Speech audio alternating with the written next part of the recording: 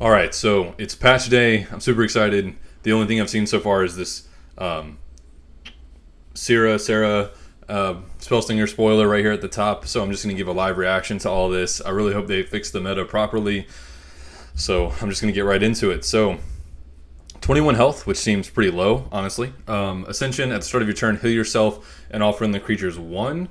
So that automatically made me think of the artifact that when you heal, it hurts them. So that could be interesting. Like you go wide, heal everything for 1, and then deal 5 to your opponent. That sounds kind of cool. Divinity, your deck can have white multicolored cards. That's really interesting. So I'll have to take a look at the collection and just see all the possibilities. The green-white angel comes to mind. Tajik comes to mind. The 3-drop 2/2 flyer comes to mind. Trying to think of all the white mixes. There's a lot. So I mean that's very interesting deck choice that you have now. So I like it so far. Let's take a look at her signature cards. Shrine of Valor activates summon a knight.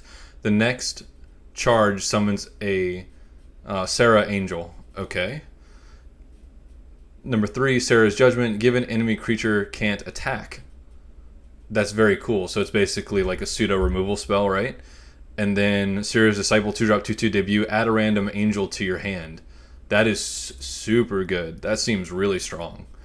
Kind of surprised that the creature doesn't have flying, but that's cool. Okay, so the knight's just a 2/3. I love this art, by the way. That is super cool. And then the Sarah Angel's a 5-drop 4/4. Yeah, so the shrine is really strong. So you get this followed by this. And if you're playing Tolarian Academy, it could be really strong, right? Big fan of new Spellslinger. I like it a lot. Okay, Liliana balance changes. Was not expecting this. Health 24. Let's see. Health is changed from 23 to 24. Okay. That's all she did. All right, cool. Works for me. Gideon becomes a 3-drop 3/3.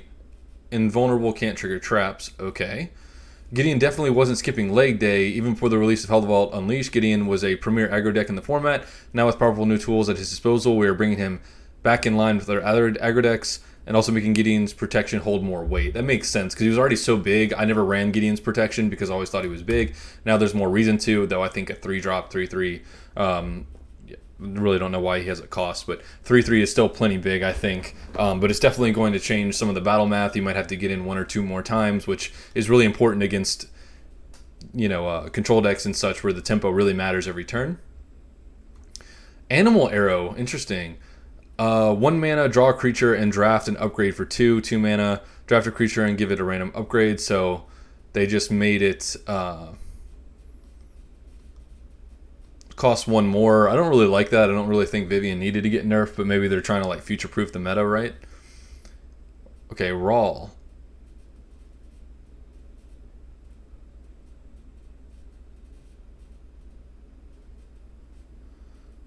Mizzium Monstrosity, 4 mana to 3 mana.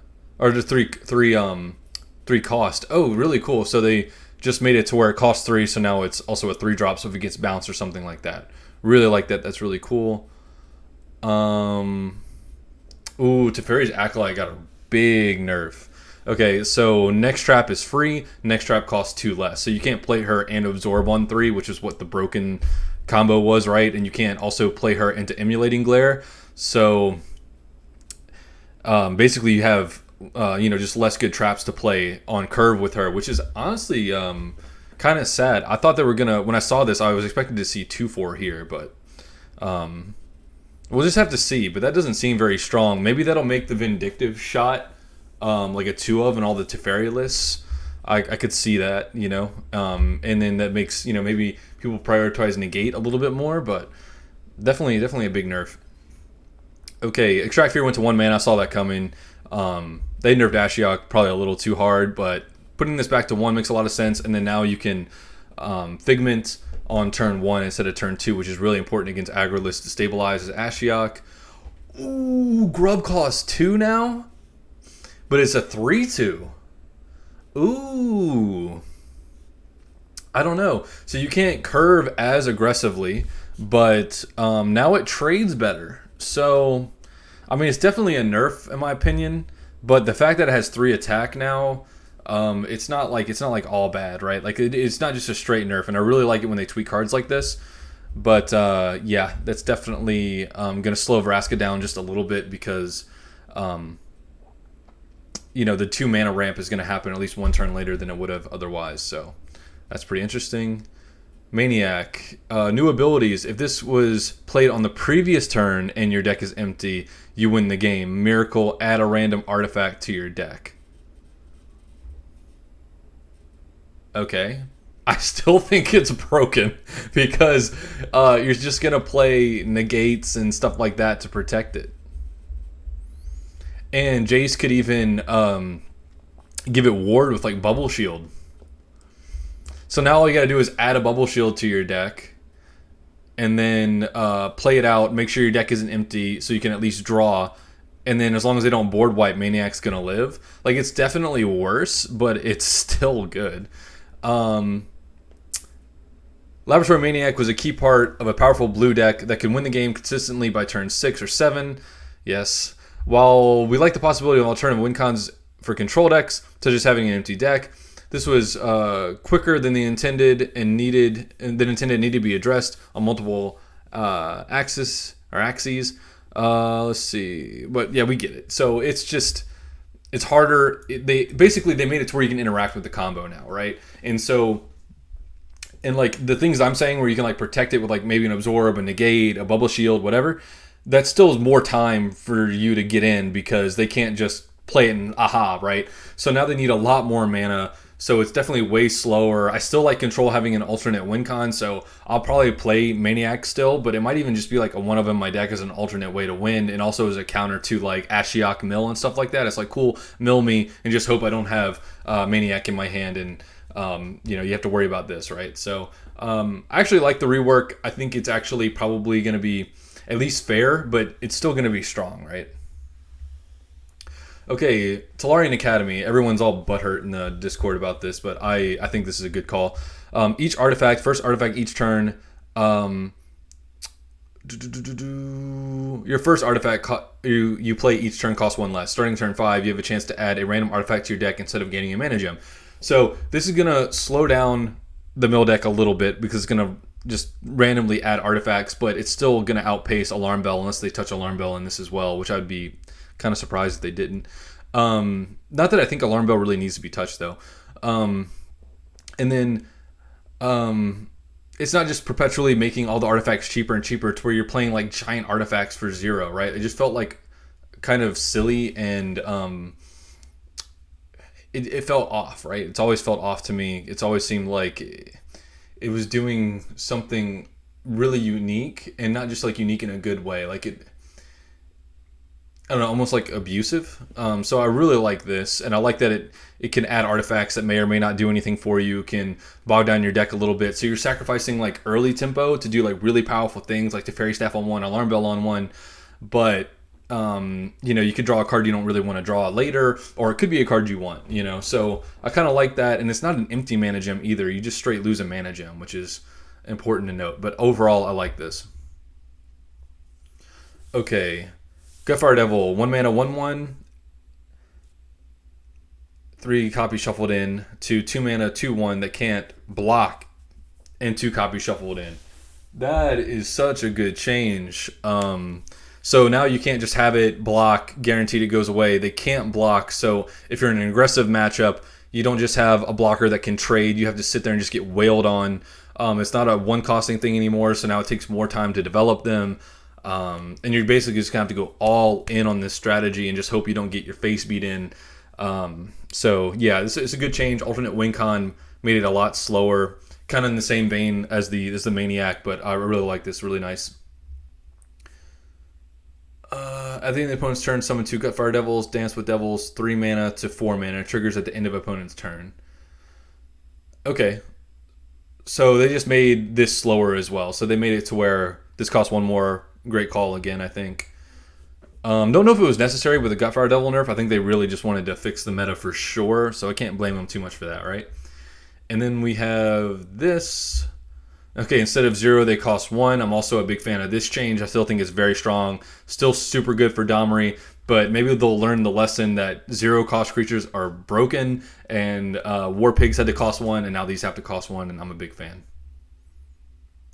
Tasty Morsel got nerfed. That's interesting. Again, I think they're trying to future-proof the environment here. So, but they made it a 2-1. Ooh, I actually like this card more now, honestly, because it was a 1-1. Like, while you gave someone the +2/+2, you also lost tempo playing a 1-1 that's probably not going to do you much good, right? Other than just being a food. So I actually really like that rework. I think it's fine. Ooh, they changed Demonic Priest to a 2/2 so it doesn't trade as well. Big fan. No alarm bell. Okay, it's still really good. It still has the draw keyword here. That's what I was worried they were going to change and just make it to where like you add it to your hand and get around like the draw. But like when I play Jace, right, I'm just going to play Crab and like Healer or Crab and Mana Constrictor still just to slow down my opponent. So it doesn't really matter about this, or Lore Keeper, for example. So obviously it's not as good as drafting it because just getting guaranteed crabs was kind of crazy, but it's a good touch. I think that if you were going to nerf it, that's a really good way of doing it. Encore Performance now cost 3 mana. Okay, again, just slowing down all the shenanigans. I like that a lot.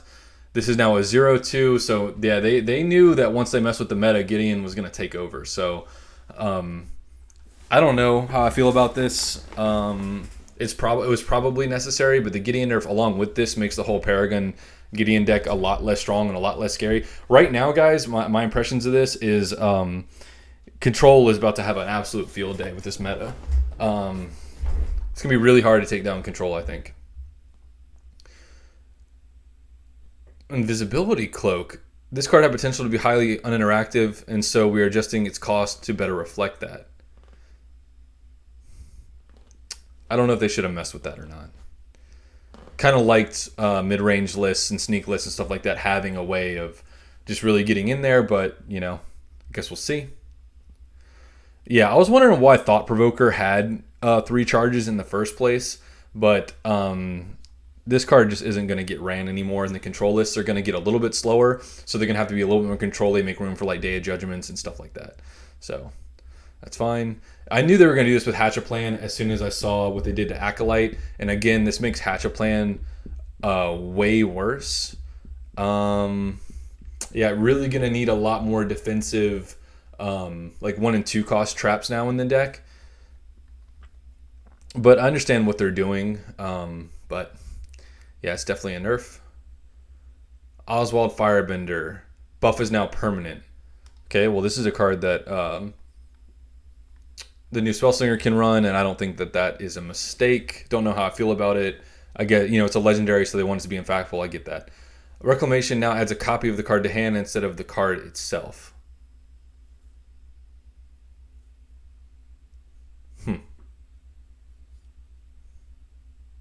Okay, so I guess it can like keep the target in the grave, so you can like maybe reanimate it in the future as well as getting a copy. That's interesting.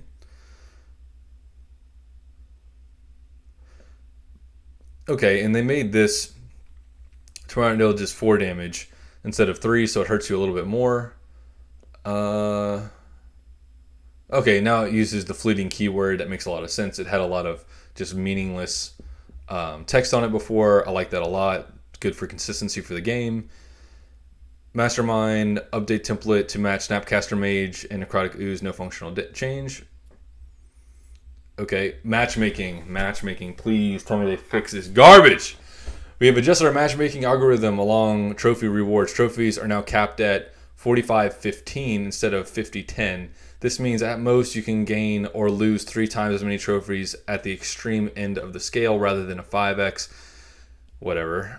We split the difference between the original system and the newer system, making it less sensitive to the difference between players. We think this is better balance between rewarding play, sheer number of game played, and rewarding wins. We also make some improvements to the back-end matchmaking algorithm that should hopefully result in quicker matches in all leagues, but especially at lower leagues. Okay, I mean, I really wish they would have just reverted it back, but it might be okay, so we just kind of have to see. But I thought it was absolutely absurd where I'm in Diamond and I'm like 1,800 trophies. That was like the wall, it seemed to me. And I would win like 3 games, get like 10, 12, 14 trophies, and then I lose one and I lose 30 something trophies. So the last 4 games basically didn't matter. It's on video. It's in one of my videos on my channel, so I'm not just like talking out of my butt here. And I netted like 8 trophies for 4 games, and I was 3-1. Like it made absolutely no sense, and it was really pissing me off.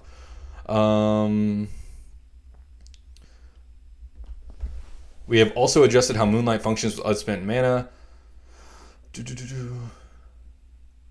Players were disappointed that armed traps were telegraphed because reserve mana didn't count as unspent for the purposes of Moonlight. When designing these cards, we felt like that was an acceptable price to pay in order to prevent players from double spending those mana gems. But based on your feedback, we've reevaluated the stance and did more testing with Moonlight and traps, and we're happy to adjust the system so that mana that is reserved for traps will still trigger Moonlight and still be able to pay for the traps.